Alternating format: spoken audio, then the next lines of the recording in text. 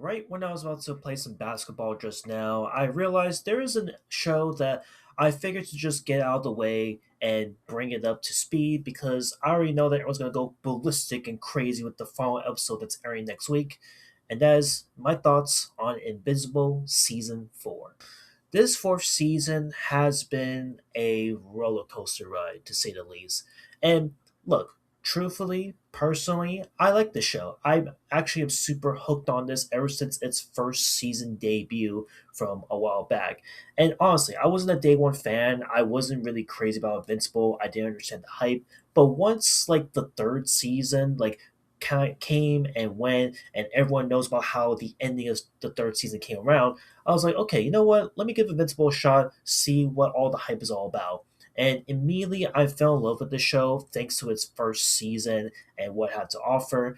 The second season, a bit of a hit of a missed bag. I personally think that that's the weakest season by far, in my personal opinion, at the end of the day. And the third season was where I was like, holy fuck, this is where shit got real dark real fast. So with this fourth season right here, I think as of me recording this video, 7 episodes deep, I think that this show, in my personal opinion, starts off like a little bit on the weaker side in my view. And look, I understand that it's picking up after the events of season 3, the final episode, the events that happened with Conquest in the wake, and the multi-universe marks that happened in the last season.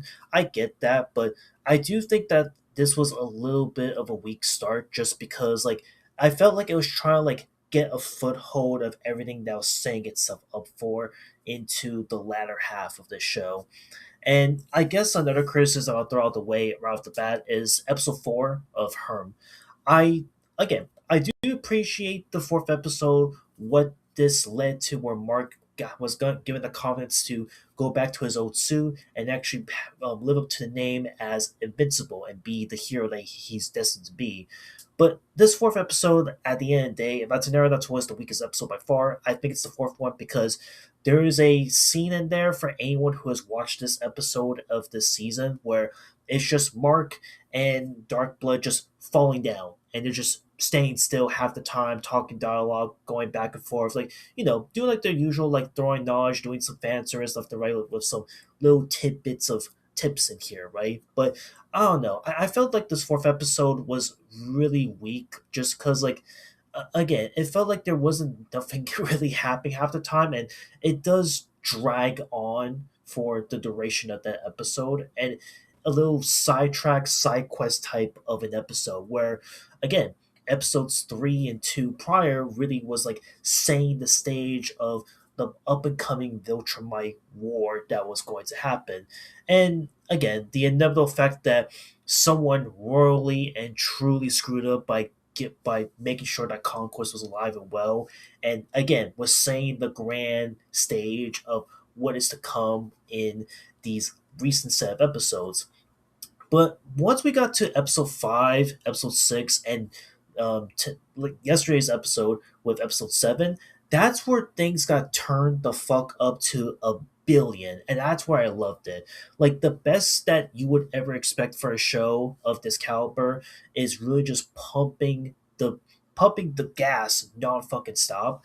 From its really brutal fifth episode that was so gut punching, or not even gut punching, more like gut ripping, if you know what I'm talking about, to the sixth episode, which honestly is like a really good character development build moment between Nolan and Oliver, who at one point just had, they weren't like full on like embracing each other and accepting each other, but eventually they started to grow after the events that happened between Mark and Conquest finding each other in the fifth episode.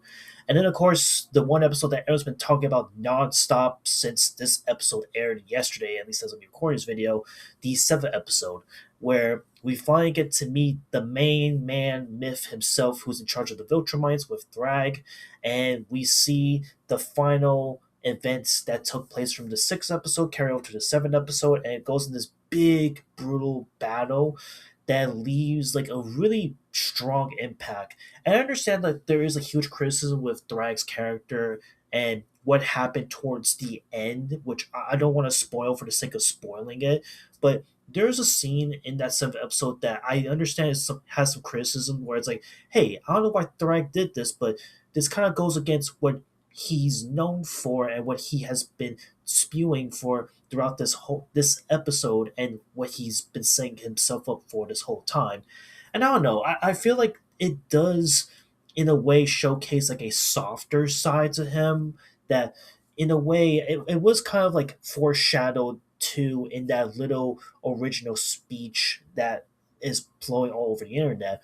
And I think it was really good. I think it was fun. Again, the fight with Thrag and the amount of times he's like just showcasing why he's the strongest Viltrumite out of everyone out there is already a menacing way to like set the groundwork of what's to come. So now I'm honestly just left really curious about how the eighth episode is gonna play out. Again, I haven't even read the comic books first and foremost. I do not know what's gonna happen, so I'm going at this completely fucking blind. But I gotta say, this fourth season, in my view, is a lot better than the first half of where it first started this fourth season. I'm not gonna lie. I don't know. If I had to do a speed run ranking of all four of these seasons right now, it would be from lowest to the top. It will be season two at the bottom. Then after that, will be season one. Then, oh no, it will be season two, then four, then one, and then three at the number one spot. I don't know. And once again, I guess to throw one more little bit nugget out of the way, which is a huge criticism that everyone's been spewing about non fucking stop since season two or even season one to an extent, the animation. Yes, I get the animation is not the best in the world. It's not like fucking god awful to sit through, obviously, but like look, at the end of the day, the animation is passable, but you can clearly see a lot of the faults that was made in said show that really kind of gave it like a One Punch Man season three type of vibe at a degree. But again, it as long as as it's not like full blown like happening like for a good 2 3 fucking minutes or some shit, it's fine, it's passable. But again, as someone who just got into this series recently, I think it's fine. The animation's still good, the voice acting's still incredible, the music, the soundtrack for the show is still incredible. I can't really say anything else about it.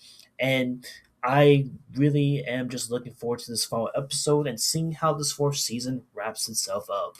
And yeah, that's it. Just want to simply yap and talk about Invincible season four. Maybe I might make a follow up to this when the final episode comes out. Who knows? But either way, I'm liking it. This fourth season is really good. And that's it. I'll see you on the next one. Later.